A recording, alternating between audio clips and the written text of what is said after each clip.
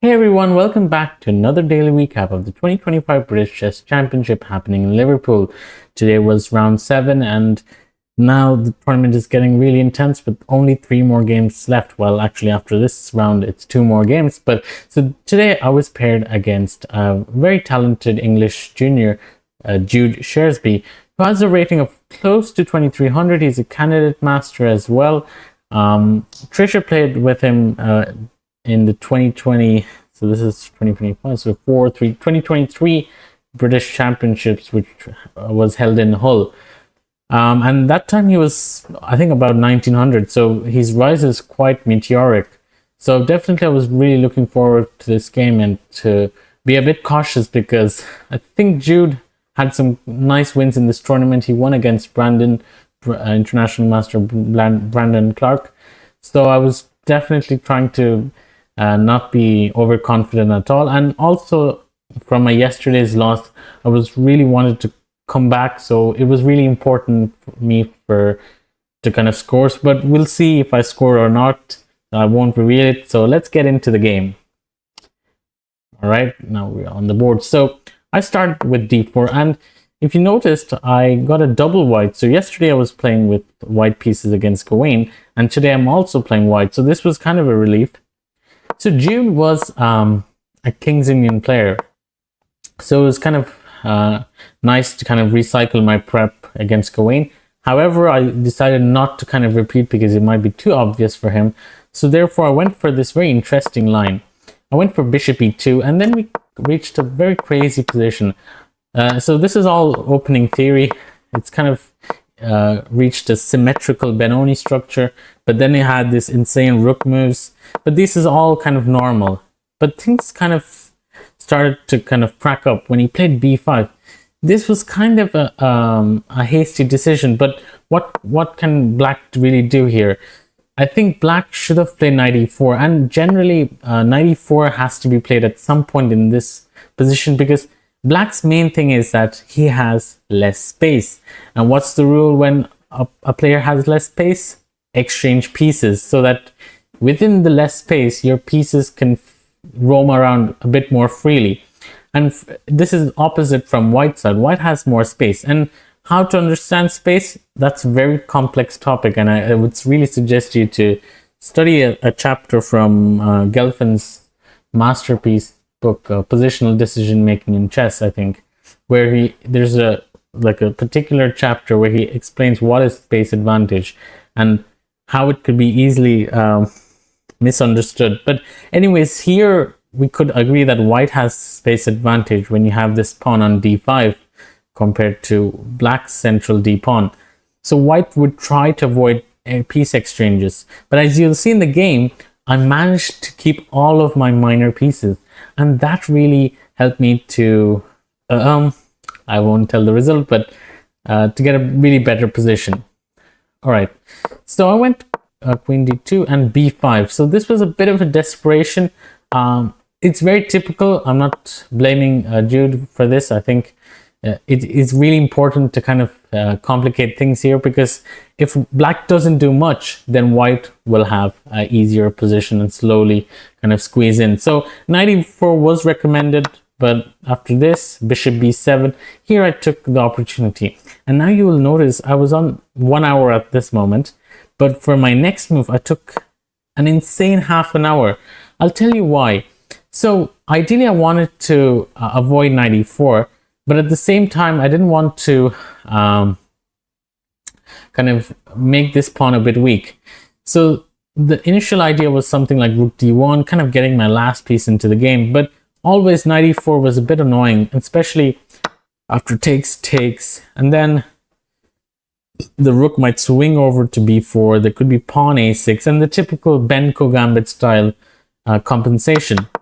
So what I did after bishop b7, I took a lot of time and I convinced myself I'll put my queen towards the king and kind of attack all the pieces at once. f6, g4 knight, they're kind of feeling the heat. And rook takes e2, and this could be surprising for many, but honestly, when I was checking queen f4, the first thing that came to mind is, what if rook takes e2? white is really important, because especially when a center pawn on d5 is there, and which is kind of weak, it's isolated, a bishop is kind of required to kind of make up for it. But once this exchange sacrifice happens, white needs to be a bit careful with the light squares. So I went knight takes e2, so I'm a pawn up and exchange up as well. However, it's not that easy. So after bishop takes d5, I was thinking that he would go queen takes b5, but let's not go into the details. Probably after this game, I would like to show some highlights of the other games, especially from the top boards and then leaderboards as well. So I went knight takes e2, bishop takes d5. So now Jude is just an exchange down, probably has some good pieces. You can see my pieces, even though they're putting pressure, but they're kind of not helping white's position. Rook d1, and I think this was a strong move. Well, I think knight c3 is possible as well, but the point is that after bishop e6, I have to kind of start worrying about d5, d4, and this could get a bit complex. But engines are clearly in favor for white here. But this is a problem with these dynamic openings. When you're playing on the board, when you don't have stability, then it makes it very hard to find moves.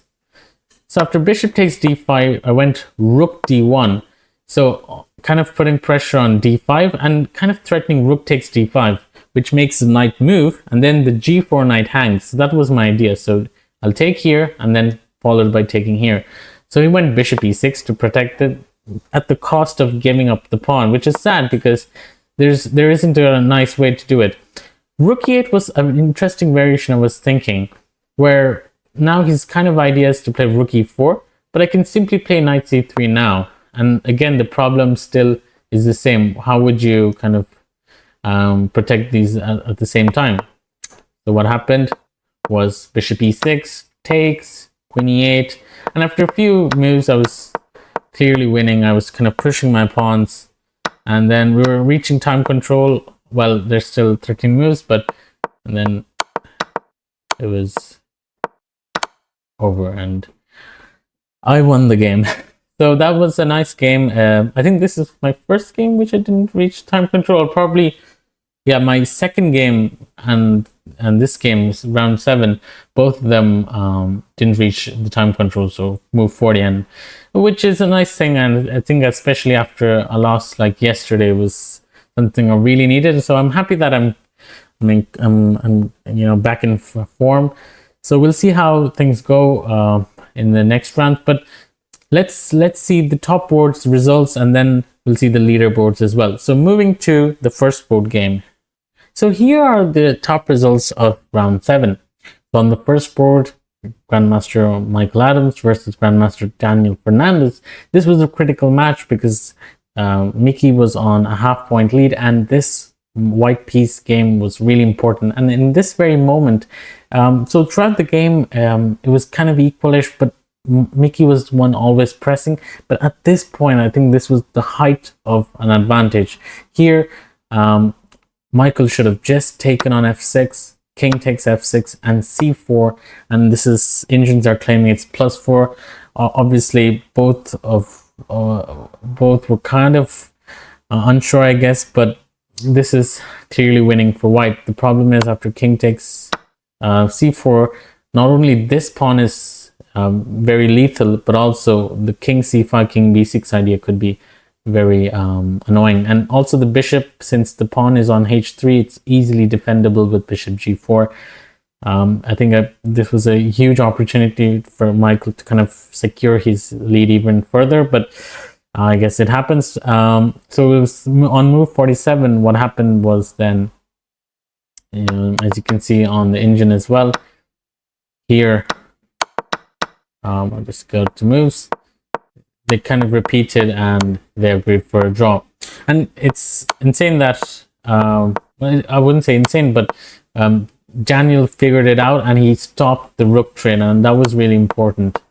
Well, now it doesn't make much sense to take it because a5 is hanging and there's c4 isn't that great now anyways. So that was a board 1 result. Moving on to the other boards, board 2, Yi Chen Han drew again, and I think he's on a good run to get a GM norm. So that'll be interesting to see if he can manage to do it in the final 2 rounds. Then board 3 was a draw as well. Board 4 was a draw. I think Superjet is doing really well as well. I think he's probably going to score an IM norm here. And yes, board 5 was probably the best result for Shreyas. Shreyas now with this win is lead. Sorry, with Mickey, both of them are on, if I'm not mistaken. So I'm on 4.5. So I think they're both on 5.5.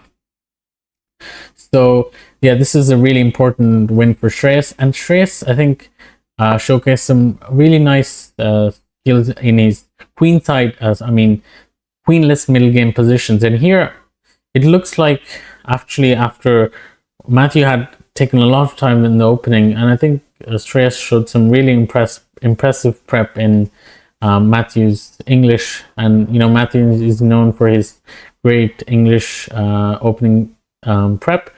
But yeah, Shreyas did well, and in this moment Shreyas found a really strong move, rook a b8, and he doesn't care about giving up a pawn. Rather, he's interested in the bind on b2, a3, d3, and slowly really converted a really nice win. I can quickly show it to you. He won an exchange, then almost flawless endgame technique. I think he didn't give any chance to Matthew at all. It looks a bit scary with the knight and pawns, but I think with a precise play, which Shreyas rightly did, and then soon the pawns started dropping, and yeah, Matthew resigned.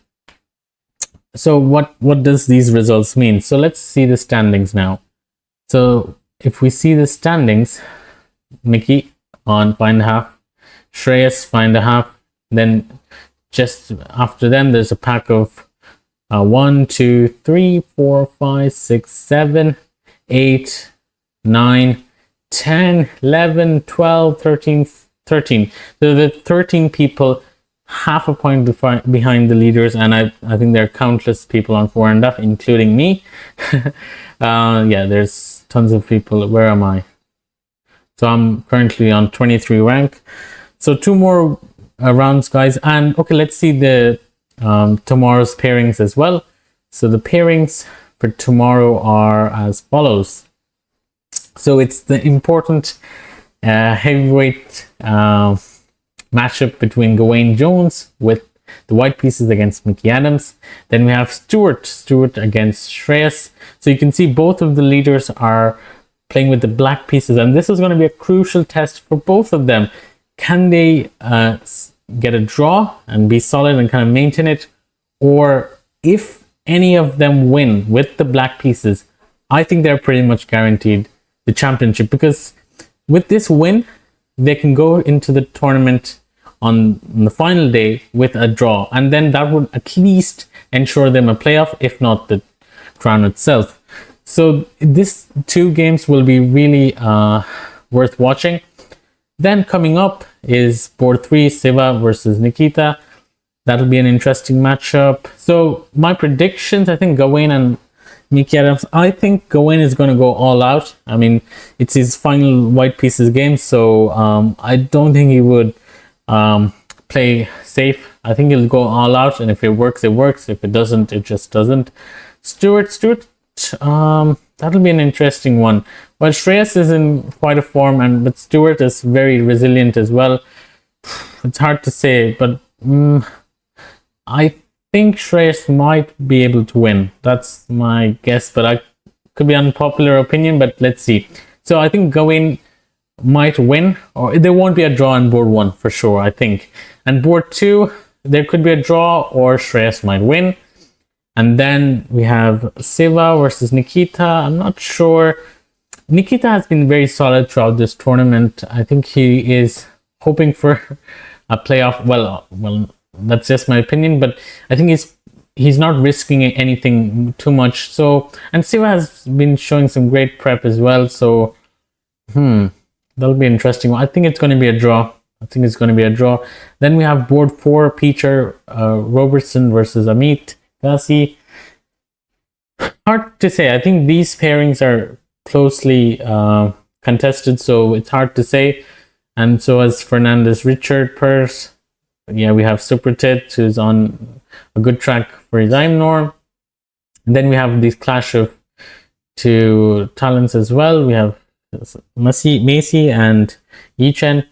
Yeah, I think Yichen's game is definitely worth to follow, because I think if he's able to score 1 point out of the 2 rounds, then he might get a norm. I'm not sure, but currently I think his performance rating is quite high as well. I can't see. I don't know if you can see on my screen, but I'll kind of move myself. Oh yeah, he's on 2600 rating performance. So if he's able to maintain that, then it should be enough. Where am I playing? So I'm playing on board.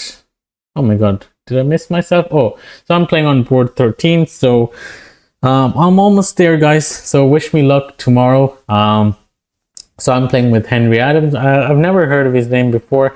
Well, I'm not so active in English chess tournaments, but definitely Henry seems to be doing quite well in this tournament. He's gaining around 50 points, I believe. Yeah, this round 7, he won against very strong international master Hunt Harriet. So with the black pieces, so yeah, definitely not someone to be underestimating.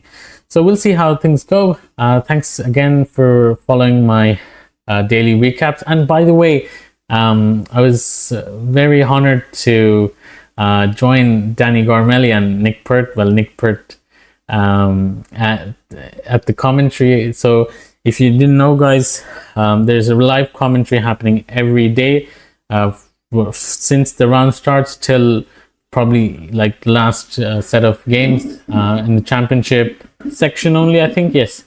And I was quite happy to share my win today. And yeah, shout out to Danny Garmelli and his YouTube channel, My Hometown Chess Hero, if I'm not mistaken. So yeah, it's really great to be in the commentary and kind of share my experiences. So I'll probably add a clip in the description below. You can see the clip of where I am at, and you can see the full live stream later as well. Anyways, that's it, guys. I'll prepare and we'll see you tomorrow then. All right, take care. Bye-bye.